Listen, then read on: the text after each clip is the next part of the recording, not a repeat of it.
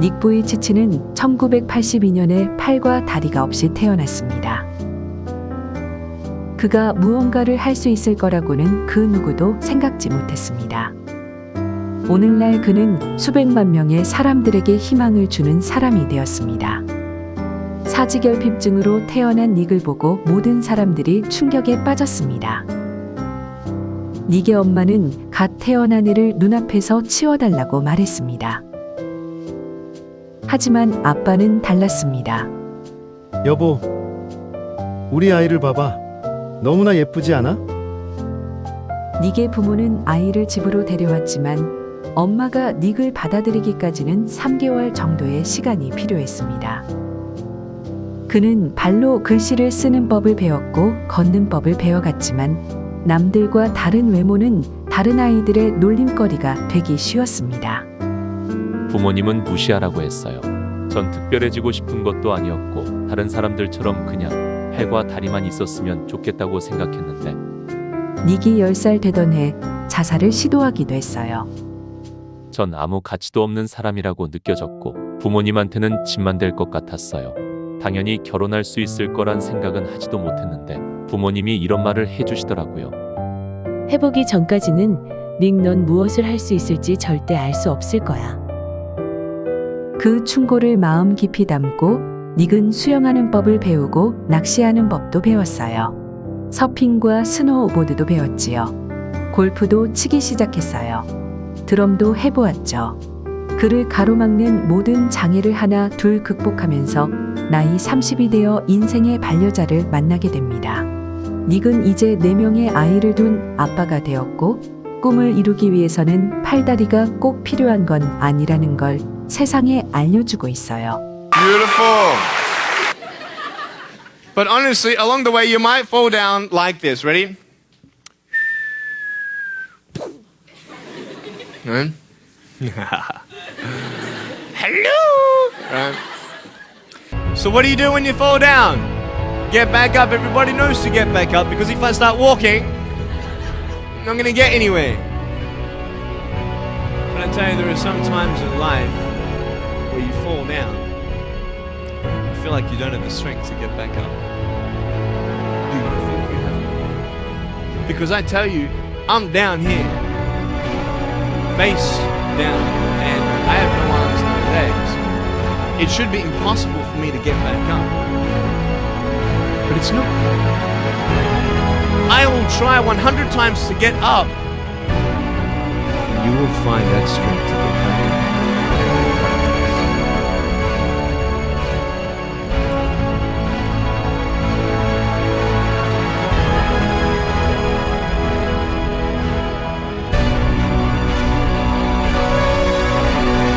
Let me ask you, do you know who you are? You want to know who I think you are? I don't care how you look. Honestly, if you're 400 kilos, I'm going to come up to you and give you a hug and say that I love you. But I'm going to come and tell you that you're awesome just the way you are. Because it's not how you look. You can live life. Life is not always good. Life is always not rosy. But life is worth living. My name is Nick Vujicic, and I love traveling around the world, fishing, golfing, and swimming. I love living life. I am happy. 네, 잘 보셨죠? 여러분 넘어졌으면은 뭐 다시 일어나면 되는 거 아니겠습니까? 몇 번이고 넘어지면은 다시 일어나면 된다. 오늘 이 영상의 가르침처럼 오늘 우리 주님이 말씀을 하시는데요. 1절 한번 읽어보겠습니다. 1절 시작. 일어나라 빛을 발하라. 이는 내 빛이 이를 얻고 여호와의 영광이 내 위에 임하였음이니라. 아멘. 우리 하나님께서 말씀을 하시는데 일어나라 이렇게 말씀을 하십니다. 왜 하나님은 일어나라고 말씀을 하실까요? 넘어져 있으니까 일어나라고 하는 거예요. 넘어져 있으니까. 털썩 주저앉아가지고 아무것도 못한다고 세상 탓하고 원망만 하고 있는 그런 이스라엘 백성들을 향하여서 일어나라라고 명령을 하십니다. 사실 우리가 계속해서 이사야서 말씀을 보면서 얼마나 자주 하나님께서 이스라엘 백성들에게 위로의 메시지를 주셨고 얼마나 많은 말씀들을 하셨는지 몰라요. 너희 복역의 때가 끝났다. 용기를 내고 약속의 땅으로 가자. 두려워하지 말아라. 내가 너와 함께 할 것이다. 피곤하여도 곤비치 아니할 것이고 내가 너를 붙들어 줄 것이다. 내가 사막에 강을 내고 길을 낼 것이다. 용기 내어라. 계속해서 하나님께서는 이스라엘 백성들에게 이런 말씀들로 희망을 주시고 소망을 주셨는데 그럼에도 불구하고 그들은 일어나기를 거부하고 털썩 주저앉아서 아무것도 못한다고 버티고 있었던 것입니다. 왜 그들은 그 자리에 주저앉아 버렸을까요?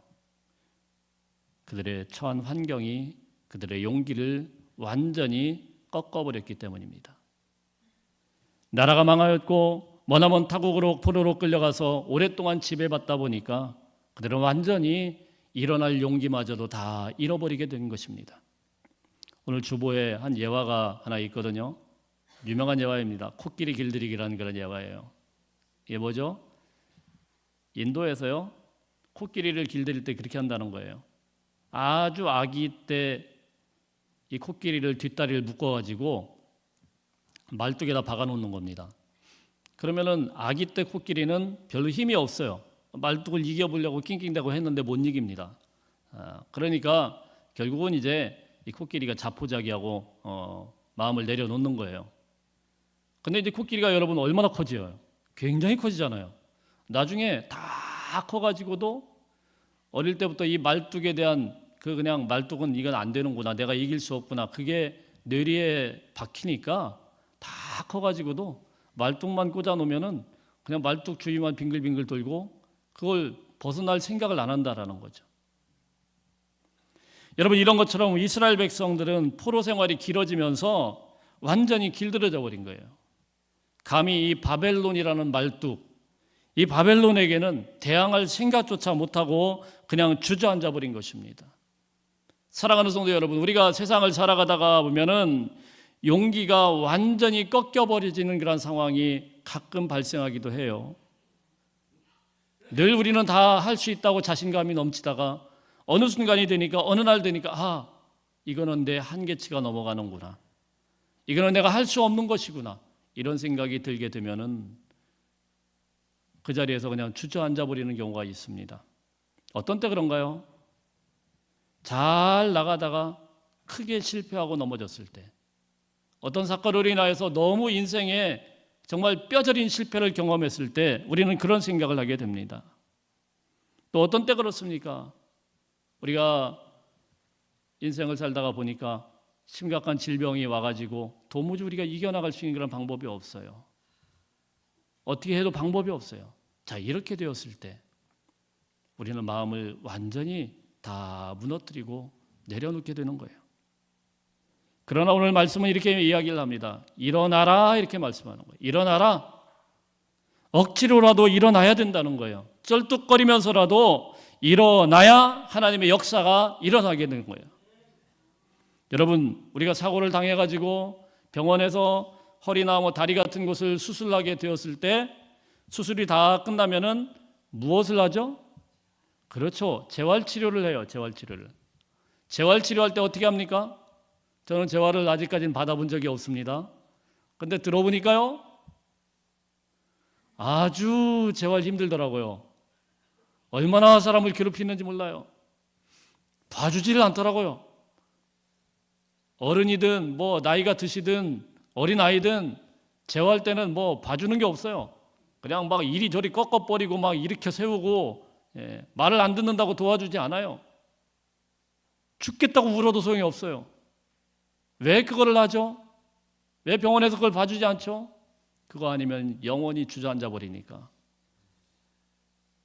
그냥 주저앉게 내버려둘 수 없으니까 억지로라도 움직여야 되는 거예요. 억지로라도 일어나야 되는 거예요. 쩔뚝거리더라도, 뼈가 부러지는 소리가 나더라도 그걸 이겨내야 걸을 수가 있는 거예요. 마찬가지입니다. 지금 포로로 지낸 이스라엘 백성들이 힘들다고 엄두도 내지 않고 그 자리에 털썩 주저앉아 버려서 그냥 주저앉았다고 하나님이 내버려 두시지 않는다는 거예요. 하나님은 그의 백성들을 절대로 포기하지 않으시는 분입니다.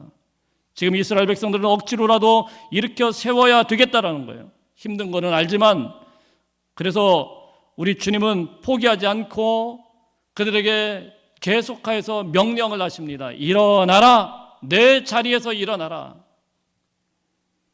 아기가 걸음마를 배우기 시작합니다.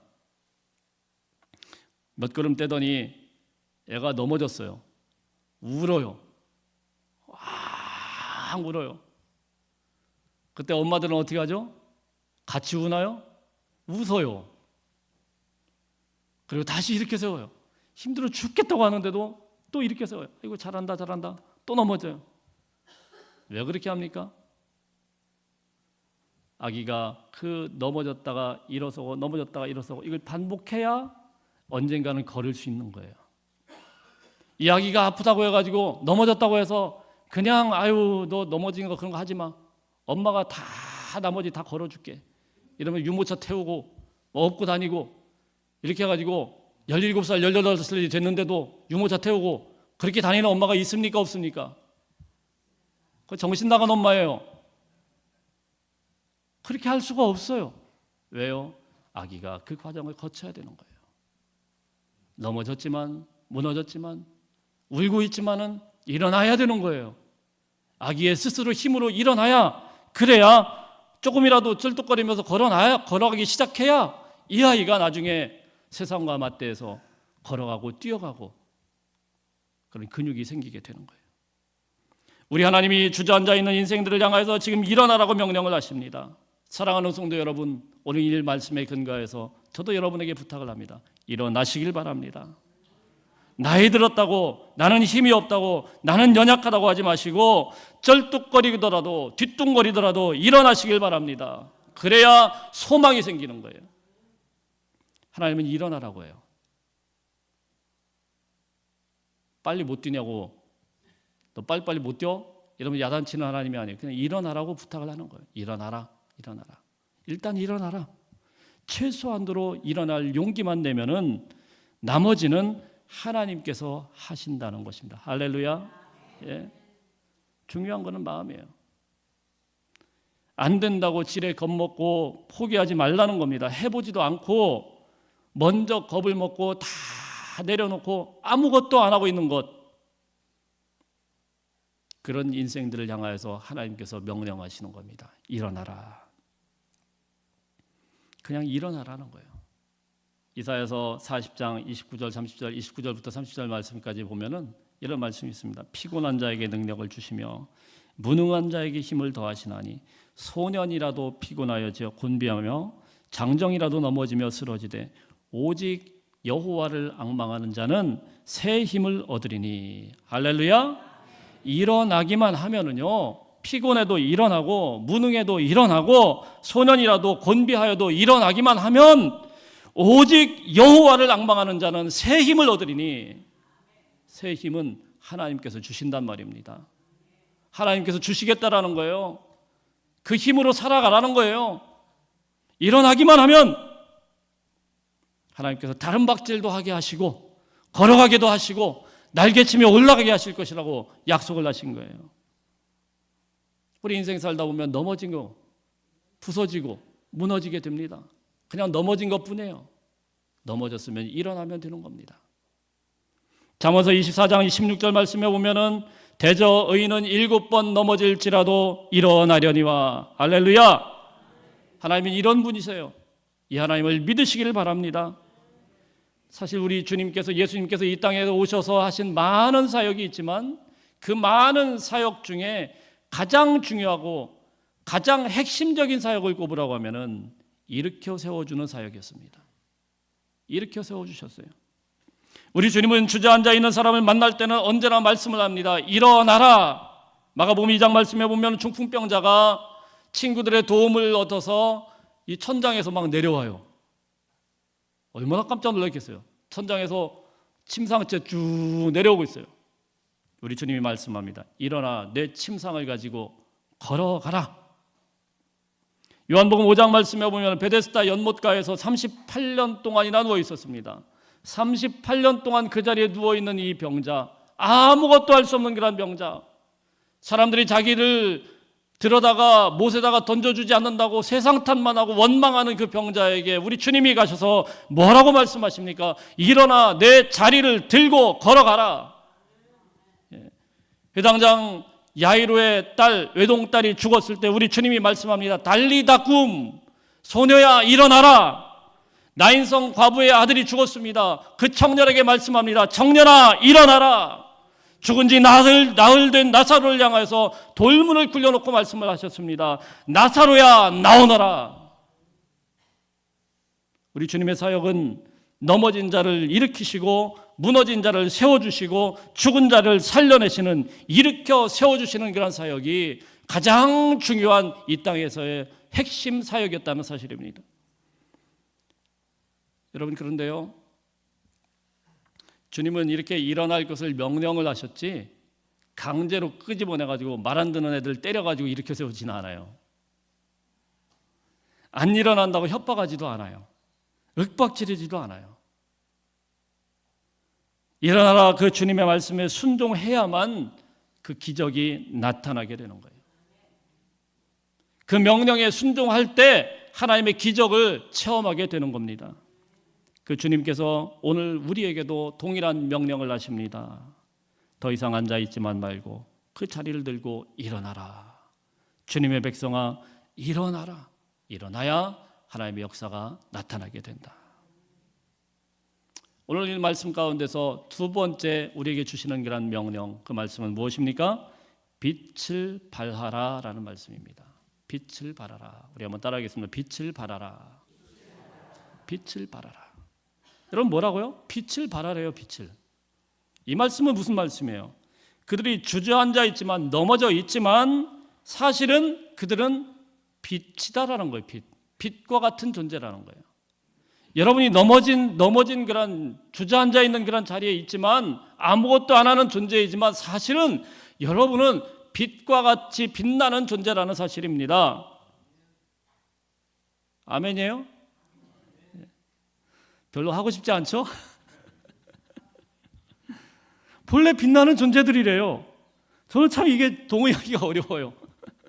아무리 봐도 빛나는 사람이 없는데 누가 빛난다는 겁니까, 여기서? 근데 하나님께서 그렇게 말씀을 하셨어요.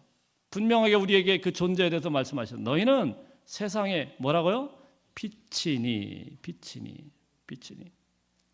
오늘 말씀에서도 분명하게 말씀합니다. 이는 내 빛이 이를 얻고, 내 뭐가요? 내 빛이 이를 얻고. 내가 빛나는 존재래요. 우리 옆 사람에게 한번 인사하십시다. 당신은 빛이십니다. 근데 한번 쳐다보세요. 빛 맞나? 어둠인가? 빛이면 해같이 밝게 빛나야 되는데 이게 좀 쳐다보고는 좀 씁쓸하고, 야, 이게 좀 내가 생각해도 좀 거시기 하고 아닌 것 같죠? 예, 사실은 아니에요. 무슨 빛이에요, 빛은 우리 인생이. 예, 쭈그러지고 어두워지고 뭐 그런 거 아니겠습니까? 그런데요, 사실은 우리 인생에 대해서 너희는 세상의 빛이라고 말씀을 하셨지만 우리 주님은요, 우리 자체를 빛이라고 명명을 하셨지만 스스로 빛나는 존재는 아니라는 거예요. 스스로 빛나는 존재가 아니에요. 우리가 어떻게 스스로 빛이 납니까? 빛은 빛 대신 예수 그리스도밖에 없죠. 예. 하나님밖에 없죠. 누가 빛입니까? 우리는 스스로 빛나는 존재들이 아니에요. 그렇다면 어떻게 우리가 빛을 발할 수가 있겠습니까? 어떻게 빛을 비출 수가 있겠습니까? 1절 말씀에 보면 여호와의 영광이 내 위에 임하였음이니라. 할렐루야. 2절 말씀에 보면은 오직 여호와께서 내 위에 임하실 것이며 그 영광이 내 위에 나타나리니. 아멘. 어떻게 빛나요? 여호와의 영광이 내 위에 임하였으니까 빛나는 거예요. 그러니까 우리는 어떻게 빛나는 겁니까? 스스로는 빛을 못 비춰요. 그런데 우리는 거울과 같은 존재들이에요. 주님의 영광의 빛이 쫙 비춰주면은 그거를 반사 이거 하는 거예요. 반사. 그대로 비춰주는 거예요. 거울과 같은 존재예요. 그게 하나님의 영광의 빛이 내 위에 임하였다. 그러니까 너희는 그 빛을 그대로 받아서 세상에 반사만 하면 되는 거예요. 근데 왜 빛나지 않을까요? 왜 빛나지 않아서 우리 주님이 이렇게 말씀을 하실까요? 일어나라 빛을 발하라 이렇게 말씀을 합니까? 거울과 같은 존재면 거울의 역할을 하면 되는 건데 왜 비추지를 못하고 왜 빛을 발하지를 못하고 왜 그럴까요? 당연히 빛나야 되는 존재인데, 당연히 빛을 비춰야 되는 존재인데 그 사명을 포기하고 다 숨어버렸기 때문입니다. 넘어져 있으니까 그런 거예요. 숨겨져 버렸으니까 그런 거예요. 어둠 속에 숨어져 버렸으니까 빛날 수가 없어요. 절망 속에 갇혀버렸으니까 더 이상 빛날 수가 없어요. 포기와 낙담 속에 들어가 버렸으니까 빛이 다 사그라져 버린 거예요. 사랑하는 성도 여러분, 빛을 발해야 됩니다. 예수님의 빛을 드러내야 됩니다. 우리 교회가 다시 일어나야 됩니다. 요즘 교회들에 대해서 이야기할 때 좋은 소리 하나도 없어요. 전도가 안 된다고 하고 위기라고 하고 예배가 더 이상 무슨 소용이 있냐고 이야기를 하고 말씀을 아무리 전해도 다 소용없다고 이야기를 하고 비전이 없다고 이야기를 하고 현상 유지만 해도 참 잘하는 거라고 이야기를 하고 앞으로 10년 후 20년 후 한국교회가 어떻게 되겠냐 이런 비관적인 소리들이 이야기하고, 그러나 여러분, 이런 현실이 아무리 있다고 하더라도 아무리 안 된다고 하더라도 그냥 주저앉아 있으면 아무것도 할 수 없습니다. 빛을 발해야 됩니다. 힘을 낼 수 있기를 바랍니다. 우리 주님의 영광이 우리 위에 임했다고 말씀을 하셔요. 우리는 복음을 전해야 됩니다. 그냥 겨우겨우 내 자리만 그냥 지키면서 그런 신앙으로 사는 것이 아니고 세상을 향하여서 그리스도의 빛을 비추고 그리스도의 빛을 발하는 그런 하나님의 백성들이 되시기를 주님의 이름으로 축복합니다. 여러분, 우리는 거룩한 부담감을 조금은 가져야 돼요. 이런 부담감 없이 신앙생활하면 안 됩니다. 이제부터 빛을 발하는 그런 하나님의 사람들이 되시기를 축복합니다. 어떻게 하는 것이 우리가 빛을 발하는 인생일까요? 첫 번째로 우리 개인의 삶 가운데서 어두움을 몰아내야 됩니다. 뭐라고요? 어두움을 몰아내야 돼요. 우리 개인에게서. 여러분, 예수의 능력으로 우리를 덮고 있는 모든 어두움을 몰아낼 수 있기를 바랍니다. 여러분의 삶 속에 우울함과 어두움의 그늘이 찾아왔다면은 주님께서 주시는 넘치는 기쁨으로 이겨내셔야 돼요. 여러분, 생각하기 나름이에요. 사도 바울은 로마 감옥에 갇혀가지고 정말 자기의 인생이 어떻게 될지 촌각을 다투고 있는 그런 인생 가운데 그 누구보다도 짙은 어두움 가운데 들어갔는데 그는 기쁘다고 했습니다. 그냥 기쁜 게 아니라 기쁨이 아주 충만했습니다. 빌립보에 있는 그 성도들을 바라보면서 너무너무 기쁘다고 했습니다. 오히려 거꾸로 그들을 위로해요. 내가 다시 말하노니 기뻐하라. 주 안에서 기뻐하라. 내가 다시 말하노니 기뻐하라. 너희 관용을 모든 사람에게 알게 하라. 생각하기 나름이다. 하박국 선지자는 어떻습니까? 하나님의 기쁨을 체험한 후에 비록 무화과 나무의 잎이 마르고 소출이 없어도 난 여호와로 인하여 기뻐하리로다. 할렐루야. 생각하기 나름이란 말이에요. 생각하기 나름이에요. 여러분, 여러분의 삶에 짙게 드리워져 있는 어두움을 주님이 주시는 넘치는 기쁨으로 다 걷어낼 수 있기를 바랍니다. 제가 공부를 좀 오래 하면서 상담을 끝까지 해서 사실 상담으로 박사를 하려고 했습니다. 근데 상담을 해보다가 그냥 다 내려놨어요. 아, 이거는 내가 할 일이 아니다. 왜 그랬냐면요, 상담을 하면 사람들 가지고 이렇게 막 얘기를 해보면 이제 뭐 상담을 하다 보니까 케이스를 다뤄야 되지 않겠습니까? 이분 다뤄서 한참 내담자들하고 얘기하고 뭐 몇 개월 가요. 지지해주고 격려해주고 위로해주고 안아주고 이 정도 올라간 줄 알았는데 조금 지나면은 금방 연락도 안 하고 저쪽으로 가요. 아, 참 목회하는데도 바빠 죽겠는데 그런 사람 신경 쓰려고 하니까 너무 이게 머리가 아파요. 안 돼요, 안 돼요. 제가 좀 물론 스킬이 좀 딸려서 그럴 수도 있겠지만 안 되더라고요. 저만 그런 게 아니에요. 상담으로 사람 변하지 않더라고요. 그냥 조그마한 위로로 사람 변하지 않더라고요. 근데 제가 곰곰이 생각해 봤어요. 나는 어떻게 변했냐? 하나님의 빛이 임하니까, 하나님의 기쁨이 임하니까 내 인생이 바뀌는 거예요. 여러분의 인생은 어떻게 바뀝니까? 하나님께서 임하시면, 하나님께서 여러분의 마음을 다뤄주셔야만 그 어둠이, 짙게 깔렸던 그 어둠이 다 거치게 되는 거예요. 사랑하는 성도 여러분, 어둠의 그늘에서부터 벗어날 수 있기를 축복합니다. 안 되면 찬양하시고 기도하시고 성령 충만하여져서 하나님 회복되게 하여 주옵소서. 우리를 새롭게 하실 분은 주님밖에 없습니다. 그 어느 것도 우리를 새롭게 하지는 못합니다. 하나님 앞에 더 간절히 나아가서 새롭게 변화되는 인생들 다 되시기를 축복합니다. 두 번째로, 어떻게 하면 우리가 빛날 수 있습니까? 세상의 삶에서 여러분들이 빛된 자녀로 살아야 됩니다. 여러분, 우리는 교회에서만 빛나는 존재들이 아니에요. 어떤 분은 교회에서는 아주 빛납니다. 교회에서는 너무너무 화려해요. 교회에서 그분 없으면 안 돌아갈 정도로 얼마나 빛나는 분인지 몰라요. 그런데 세상에서는 늘 어두운 사람이 있어요.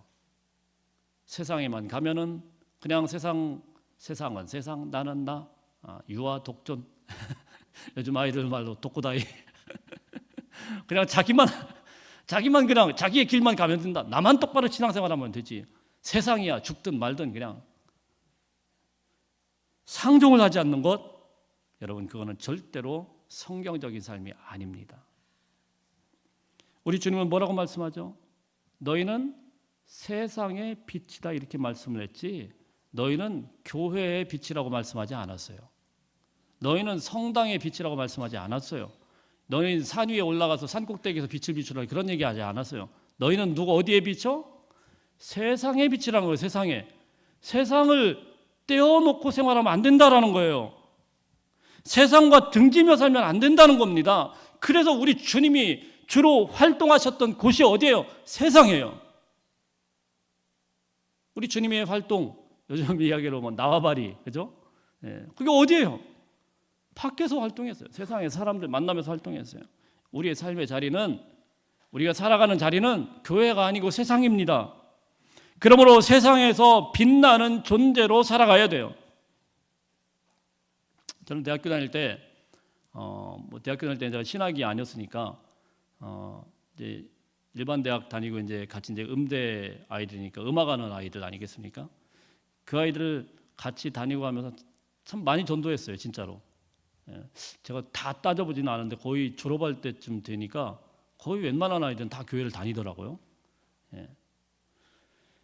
저희 어떻게 그들을 전도를 했냐면은 그냥 그 애들하고 그냥 노는 겁니다. 어차피 동기니까 노는 거예요. 그냥 같이 어울리고 놀고. 그 애들이 이제 이쪽 저쪽 갈 때마다 이제 제 눈치가 보이겠죠. 술 먹는 데도 따라가고, 애들 노는데 다 따라갑니다. 다 따라가요. 술을 얼마나 잘 먹는지 애들이 뭐 1차, 2차, 뭐 3차 막 갑니다. 그러면 새벽 3시까지 막 가요. 그럼 거기서 저는 열심히 안주만 열심히 오징어 먹고 땅콩 먹고 막 이렇게 열심히. 그러니까 애들이 제발 형 안 따라오면 안 되냐고. 아니야 나 갈 거라고 걱정 마라. 제발 오빠 오지 마. 그 몰래 가고 있으면 제가 또 야 니들 어디 가냐? 또 쫓아가냐? 그리고는 다 한 새벽 2시 3시 애들이 완전히 취해가지고 이럴 때 저는 뭐 술은 안 마시니까 그때 이제 제가 차가 있었으니까 애들 집마다 다 픽업을 해다 줍니다. 다 데려다 줘요. 근데 아이들이요 어느 순간이 되니까 자기들이 조금 어려운 게 있을 때마다 고민거리가 있을 때마다 저를 찾아와요. 상담하기 시작해요. 하나 둘씩 아이들이 달라지기 시작했어요. 그리고 아이들이 하나씩 둘씩 나중에는 변화돼가지고 교회도 나가고 또 세례도 받고 또 어떤 아이는 진짜로 뭐 완전히 미신만 믿던 그런 집안이었는데 외국 유학 갔다 와서 한국에 돌아와서 이제는 신학교 교수가 됐습니다. 사랑하는 성도 여러분, 우리가 어디서 빛나야 됩니까? 여러분의 삶의 자리에서 빛이 되시기를 바랍니다. 여러분이 사는 그 세상에서 믿음을 보여주셔야만 됩니다. 그래서 여러분, 교회 다니는 사람들이 교회 다니는 사람들만 친구면 안 돼요. 세상 친구들도 아주 많아야 돼요. 같이 놀아야 돼요. 놀 줄 모르면 안 돼요. 놀되 거기에서 빛을 발해야 돼요. 빛을 발해야 돼요. 똑같이 노는 게 아니고 거기에서 영향력을 끼쳐야 돼요. 그래서 그들의 입에서부터 쟤는 좀 다른 아이구나. 제가 믿는 하나님이라고 하면 내가 좀 믿어봐야 되겠구나. 이렇게 빛나야 돼요. 그들이 가는 대로 그냥 끌려다니고 그들이 원하는 대로 다니고 그냥 눈치만 보고 그렇게 살면 안 돼요. 요한일서 5장 4절 말씀해 보니까 뭐라고 말씀합니까? 무릇 하나님께서 난 자마다 세상을 이기느니라. 세상을 이기는 승리는 이것이니 우리의 믿음이니라. 할렐루야. 예. 여러분, 세상은 온갖 불신의 어둠이 장악하고 있어요.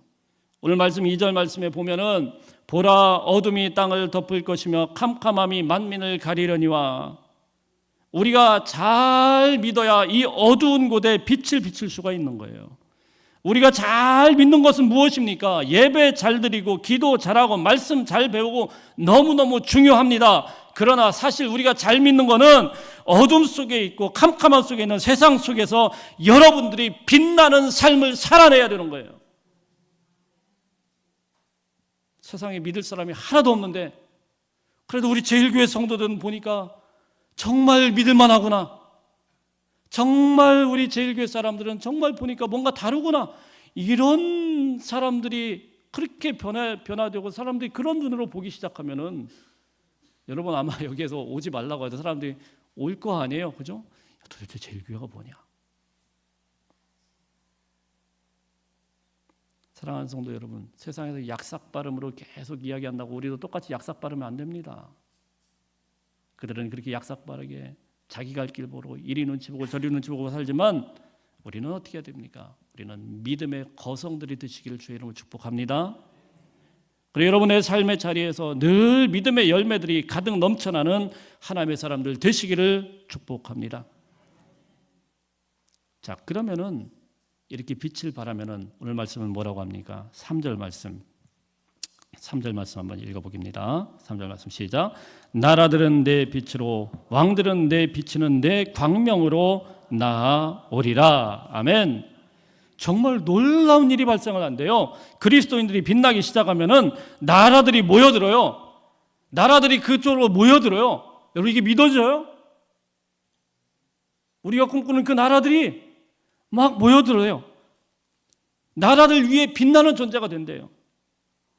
우리가 비치기 시작하면 왕들이 그 빛으로 모여든대요. 우리가 왕들을 찾아가는 게 왕들이 온대요. 할렐루야. 저와 여러분 그리고 여러분의 자녀들이 그런 존귀한 하나님의 백성들이 되시기를 축복합니다. 여러분이 일어나시기를 바랍니다.